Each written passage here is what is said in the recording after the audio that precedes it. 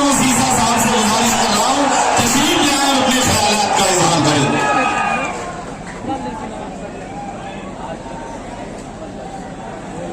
अस्सलाम वालेकुम। आज के जलसे के सदर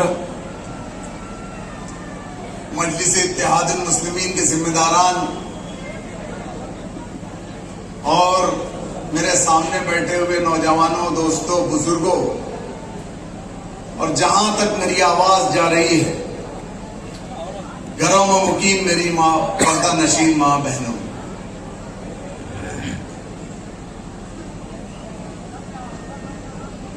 मैं आप लोगों को ये बताना चाहता हूं कि 2019 का जब इलेक्शन हुआ था तो हमारे मुखालफिन ने जो शिकस्त खाए थे, जब उन्होंने अपना कैंपेनिंग शुरू किया था तो उस कैंपेनिंग के अंदर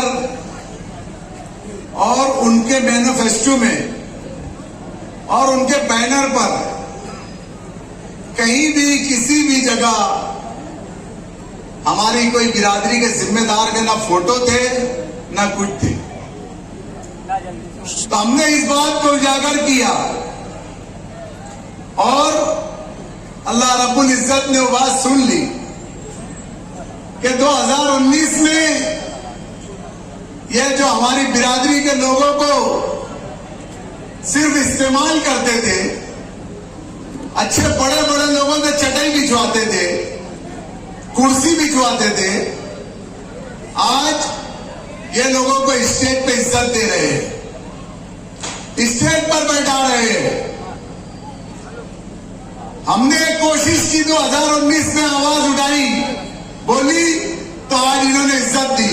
मैं आज फिर अपील कर रहा हूं आप लोगों से कि एक बार फिर इनको बैठो, ये अगले दिन तुमको सर पर बैठाएंगे। आज स्टेज पे बैठा रहे, अगले टाइम 2029 में ये तुमको सर पर बैठाएंगे। जलसा शुरू होने से पहले यहां पर कुछ लोग काली झंडियां लगा रहे थे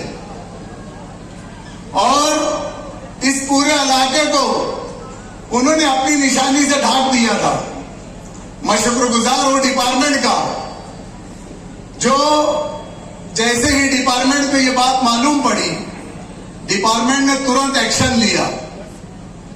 हम उम्मीद करते हैं डिपार्टमेंट से कि जिस तरीके से आज ये एक्शन हुआ है, आप 20 तारीख तक भी इसी तरीके से रहेंगे तो इंशाअल्लाह ताला इस शहर में सच की जीत होगी और इंसाफ, हर मजलूम को इंसाफ मिलेगा। मैं शुक्रगुजार हूं डिपार्टमेंट को, उनको सलाम करता हूं। हमारे ऊपर इल्जाम लगाया जा रहा, यूनुस ईसा खानवादा के ऊपर इल्जाम लगाया जा रहा है कि यूनुस ईसा खानवादा 2 करोड़ रुपया लेकर मुफ्ती साहब का काम कर रहा है। इल्जाम कौन लगा रहा है? वो लोग इल्जाम लगा रहे जिनके वास्ते, जिनके वालिद मोहतरम के वास्ते हमने 7 करोड़ रुपये को लात मार दिया और इनको मेयर बनाया। शेख रशीद, मरहूम शेख रशीद साहब को हमने मेयर बनाया। नबी अहमद जो थे, उन्होंने बोला था कि तुमको क्या पैसा लगता है, तुम बोलो, हम तुमको पैसा देने के लिए तैयार है। लेकिन हमने पैसा नहीं देखा। हमने उस वक्त 2 चीज के में कंपेयर किए थे, मुआवजा किया था कि शेख रशीद साहब और नबी अहमद में कौन शहर के लिए बेहतर होगा, कौन शहर को कारपोरेशन में तजुर्बेकार होगा। तो हमने महसूस किया कि नबी अहमद जो है वो पहली मर्तबा चुनकर आया है और शेख रशीद साहब जो है इससे पहले 2 मर्तबा एमएलए रहे, 2 इससे सदर बल्दिया रहे, इनको तजुर्बा है और ये शहर की तामीर और तरक्की करेंगे। आज वो हम पर इल्जाम लगाते हैं, तुम भी देना भैया। हमको बार बार फोन करते थे कि देखो देखो तुम्हारा अजीत पावरोटी वाला मेंबर भाग गया, तुम्हारे मेंबरों को संभालो। ये आज के जो उम्मीदवार है ये जो इल्जाम लगा रहे हैं, ये मुझे फोन करते थे 2:30 बजे रात को। इनका फोन आया मुझे और मुझसे कहते हैं कि अजीत पावरोटी वाला जो हमारा MIM का कॉर्पोरेटर था वो भाग रहे। मैं 2:30 बजे रात को उठा और मेरे एक दोस्त को लेकर मैं खुद ड्राइविंग करते हुए रतलाम पहुंचकर मैंने उस मेंबर को ताबे में लिया था। तुम भूल गए? अरे अगर यूनुस ईसा खानौदा पैसे पे बिकने वाला रहता ना तो तुम्हारी गोलियां नहीं खाता था, तुम्हारे पास आके कब से बैठ जाता था। पैसे पे बिकने वाला रहता तो तुम तो बहुत पैसे वाले है ना, तुम तो कब से खरीद लिए होते थे हमको। तुमसे तुम ही बोलते ना कि मेरे पास बहुत पैसा है। यही 5 साल पहले ये मालेगांव स्कूल से तुमने बोला था कि अभी बोलते हैं मेरे पास बहुत पैसा है, अल्लाह का करम है, इतना पैसा है कि बोलो पूछो मत, जो बोलेंगे जैसा बोलेंगे। और यही मालेगांव स्कूल में 5 साल पहले बोले थे इलेक्शन में कि मैं 20 लाख का कर्जदार हूं। तो भैया आज ये करोड़ों रुपया तुम्हारे पास आया कहां से? मैंने किले की मीटिंग में बोला कि ये करोड़ों रुपया आज ये अपने आप को यतीम होने की दवाई दे रहे हैं। आज ये अपने लोगों को बोल रहे हैं कि मैं यतीम हूं, मुझे मेरे अब्बा की बहुत याद आ रही है। तो भाई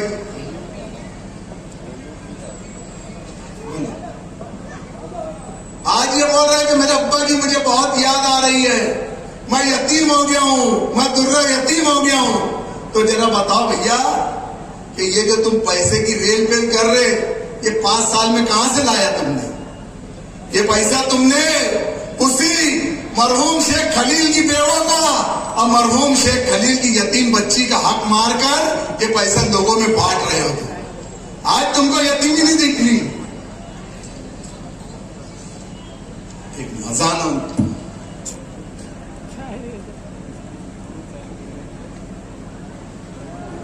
ये जो पैसे की रेल पेल हो रही है, ये एक यतीम बच्ची का माल लूट कर उसका हक खाकर ये आप लोगों को खिलाया जा रहा है। मेरे भाइयों, रौनकाबाद को अपना घर समझने वालों, जरा इनका पैसा सोच समझ कर खाओ।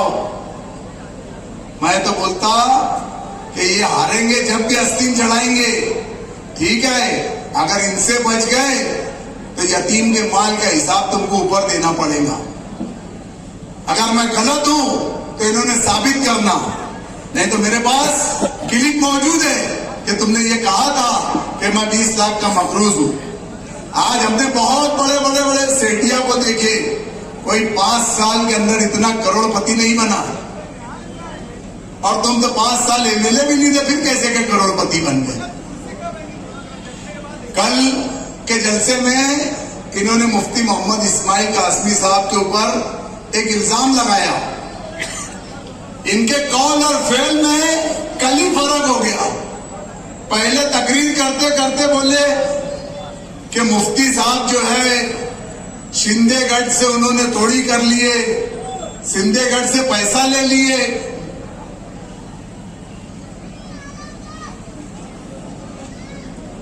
शिंदेगढ़ से पैसा लिए और शिंदेगढ़ के उम्मीदवार है मुफ्ती मोहम्मद इस्माइल साहब। पहली स्टार्टिंग की तकरीर में इन्होंने ये बोला, फिर बाद में क्या बोलते बोले ये इतनी फिरका परस्त पार्टी है, ना इनको महागठबंधन वाले लेंगे ना महायुति वाले लेंगे। आप मुझे चुनकर दो, मैं महागठबंधन में जाऊंगा और ये करूंगा। यानी पहले बोल रहे कि मुफ्ती साहब ये है और बाद में बोलते मुफ्ती साहब को ये लोग ले नहीं रहे। पहले सोचो भैया अच्छी से, क्या बोलना है क्या नहीं बोलना है।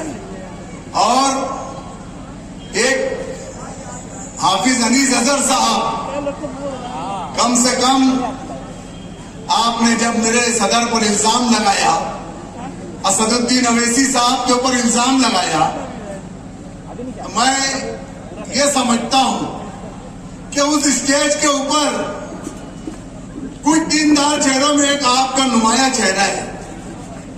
आप अगर इस तरीके की बात कर रहे हो कि मेरे सदर को क्यों नहीं ईडी होती, असदुद्दीन अवैसी को ईडी क्यों नहीं पकड़ती, असदुद्दीन अवैसी बीजेपी का एजेंट है, असदुद्दीन अवैसी ऐसा है, असदुद्दीन ही वैसा है। तो मैं हाफिज अनीस अजहर साहब, शायद आपका ईमान कमजोर हो गया होगा, आप मेरे सदर के बारे में पूरी अच्छी तरीके से जानते नहीं हो। अरे फर्ज नमाज तो छोड़ो, फर्ज नमाज की तो बात बहुत दूर की है।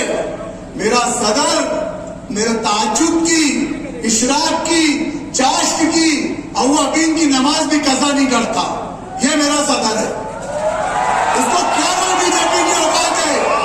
अरे क्या उसको कोई हुकूमत की औकात है जो उसको वो कर देंगे? वो सिर्फ ला शरीक लो अल्लाह की जात से डरने वाला आदमी है। ये मोदी और योगी से डरने वाला नहीं है, ये बीजेपी से डरने वाला नहीं है। तुम उस पर इल्जाम लगा रहे। अरे तुम हाफिज हो, तुम्हारे अंदर भी ईमान मजबूत रहना चाहिए कि मुसलमान सिर्फ अल्लाह से डरता है। अरे तुमसे अच्छा तो तुम्हारा कैंडिडेट, हालांकि डरता बहुत है, लेकिन बार बार बोलता मैं अल्लाह से डरता, मैं अल्लाह से डरता। अरे उसकी तो समझो कि एक ईमान वाला किसी से डर नहीं सकता। डर और ईमान ये एक जगह हो नहीं सकती। तुम जो कह रहे हो बीजेपी का एजेंट ईडी उडी, अरे उसको खुली अल्लाह की मदद शामिल है, खुली अल्लाह की मदद शामिल है। तुम समझ रहे हो कि कोई डिपार्टमेंट उनको छूट दे रहा है, तुम गलत हो। इलेक्शन खत्म होने पे है, 18 तारीख को इलेक्शन का प्रचार बंद हो जाएगा। हमने अच्छाई और बुराई पर इलेक्शन लड़ा, हमने नशे के खिलाफ बोला, हमने बुराई के खिलाफ बोला, और पार्टी लोगों ने इस ताल्लुक से बोले। मुझे बताओ कि इतने पूरे दिनों के अंदर ये तकरीबन 4-6 महीने से आसिफ शेख रशीद कैंपेनिंग कर रहे हैं, इन्होंने एक दिन भी नशे के खिलाफ बात कही क्या? एक दिन भी अगर इन्होंने नशे के खिलाफ बोला होगा, एक जलसे में भी अगर इन्होंने नशे के खिलाफ बोला होगा, तो हम ये चीज मानेंगे कि तुम भी अच्छाई और बुराई को चाहते हो। सारी बुराई तुम अपने पास भर के रखे हो। कोई बेरोजगार, कोई परेशान हाल आदमी तुम्हारे पास जाता है, तो तुम उस काम धंधे के वास्ते तो उसको तुम लाइन बताते हो कि चल तू भला जगह एमडी बेच दे, तू भला जगह ड्रग्स बेच, तू भला जगह सट्टा कर, तू भला जगह जुगाड़ चला। आज हमारे मुफ्ती साहब पर तुम इल्जाम लगा रहे हो। अरे बताओ, यहाँ डिपार्टमेंट भी मौजूद है, डिपार्टमेंट ने भी मुझे बताना कि मुफ्ती मोहम्मद इस्माइल कासमी साहब ने कभी किसी एक की ऐसी सिफारिश की है कि साहब इसको वहां सट्टा चलाने दो, कि साहब इसको वहां जुआ चलाने दो, कि साहब इसको वहां एमडी बेचने दो। तुम खाली स्टेज से बोलते व्हाइट कलर, व्हाइट कलर। सफेद कपड़ा पहन लेने से कोई साहबी नहीं हो जाता, किरदार से साहबी होता, किरदार से। व्हाइट कॉलर बोल रहे हो, और हमने नशे के खिलाफ बोला तो हम पर गोलियां बरसाई गई, जान से मारने की कोशिश की गई, और कर रहे कोशिश करो, तुमको मुबारक। एक जान है जो अल्लाह ही लेगा, और इंशाअल्लाह ताला अगर मेरी लिखी है नशे के खिलाफ कौम के मुस्तकबिल के वास्ते, तो मैं ऐसी 100 गोली खाने के लिए तैयार हूं। कितनी बार मारोगे? इतना बोलूंगा कि इंशाअल्लाह ताला तुम एक मालिक को मारेंगे, मैं 1000 मालिक खड़े करके जाऊंगा शहर के अंदर। हमें बोला जाता है कि हमारी जमात फिरका परस्तों की जमात है। तुम किसके एजेंट हो ये तो बताओ। जो आधा हरा झंडा लेकर आए हैं, पूरा झंडा हरा करो। बात करते हैं, बार बार मैं इनके जलसे में सुन रहा हूं, विजन विजन विजन। मैं मेरे अब्बा से भी पूछा, मेरे डॉक्टर से भी पूछा, और पढ़े लिखे लोगों से भी पूछा, यार हमने तो विजन पढ़े हुए हैं, विजन कौन सा लफ्ज है मुझे नहीं मालूम। बोले हमारा विजन है। क्या विजन है? तो बोले आप सल्लल्लाहु अलैहि वसल्लम की शान में गुस्ताखी अगर हुई तो मैं असेंबली में आवाज उठाऊंगा। अबे भैया तू चाह रहा कि वापस से कोई आप सल्लल्लाहु अलैहि वसल्लम की गुस्ताखी करे? अबे अगर तू ईमान वाला है और तेरे दिल में ईमान है तो चल उठ हमारे साथ अभी निकल। कौन आप सल्लल्लाहु अलैहि वसल्लम की शान में गुस्ताखी करता है उसको रोड पर बताएंगे, रोड पर जगह पर बताएंगे उसको। जगह पे तू असेंबली आने का इंतजार कर रहा कि मैं असेंबली में चुनकर जाऊंगा तो उसमें बोलूंगा, असेंबली में आवाज उठाऊंगा। यानी तू चाह रहा कि आप सल्लल्लाहु अलैहि वसल्लम की शान में गुस्ताखी हो। अरे एक ईमान वाला तो कभी सोच भी नहीं सकता कि मेरे नबी करीम सल्लल्लाहु अलैहि वसल्लम की शान में गुस्ताखी होए, हमारे तस्वुर में भी नहीं आ सकता। और तू खुलेआम ऐलान खुलेआम स्टेज से बोल रहा है कि आप सल्लल्लाहु अलैहि वसल्लम की शान में गुस्ताखी होगी तो मैं ऐसा करूंगा। अगर तू ईमान वाला होगा, तेरे दिल में जरा भी राय बराबर ईमान होगा तो सियासत में तू आप सल्लल्लाहु अलैहि वसल्लम को मत ला। हम तस्वुर में भी एक ईमान वाला आप सल्लल्लाहु अलैहि वसल्लम की तस्वुर में भी उनकी गुस्ताखी नहीं सोच सकता। हमें फिरका परस्त बोला जाता है, हमारी जमात को फिरका परस्त बोला जाता है, असदुद्दीन अवैसी को फिरका परस्त बोला जाता है, अकबरुद्दीन अवैसी को फिरका परस्त बोला जाता है। हाँ चलो हम फिरका परस्त है फिरका परस्त। अगर दबे हुए मुसलमानों के खिलाफ आवाज उठाने वाला मेरा लीडर आवाज उठाता है तो मैं फिरका परस्त हूं। अगर मेरा लीडर दलितों के खिलाफ आवाज उठाता है, दलितों के ऊपर जुल्म होता है उनके खिलाफ आवाज उठाता है तो हम फिरका परस्त है। मुसलमानों के ऊपर मॉब लिंचिंग होती है तो कहीं आवाज उठाती है तो मेरा लीडर बोलता है तो अगर वो फिरका परस्त आप मानते हो तो हाँ है फिरका परस्त। डबल सीए के कानून के खिलाफ या किसी भी ऐसी हरकत के खिलाफ अगर हमारा लीडर बोलता है तो हाँ फिर हम फिरका परस्त है। अपना दिमाग सुधारो, हम यही अपील करेंगे।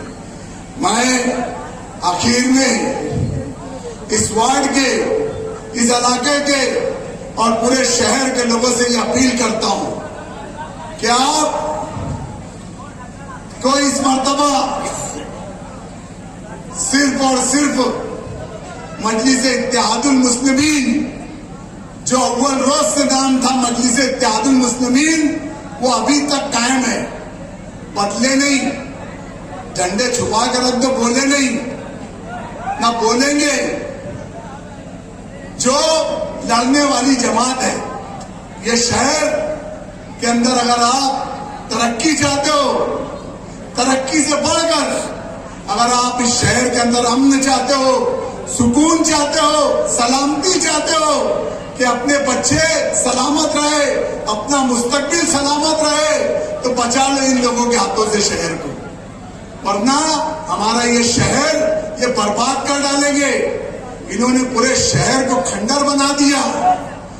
ये मेयर थे, ये अपने आप को बोलते हैं कि मेरा 5 साल बेमिसाल, तो भैया बाकी 35 साल चूल्हे में डाल क्या? 5 साल बेमिसाल तो बाकी 35 साल चूल्हे में डाल। इन्होंने पूरे शहर को खंडर बना दिया। आज हमारा शहर दिख रहा है कि शहर खंडर हो चुका है, जो लेकिन जो नस्लें खंडर हो रही है ना, वो नहीं दिख रही है।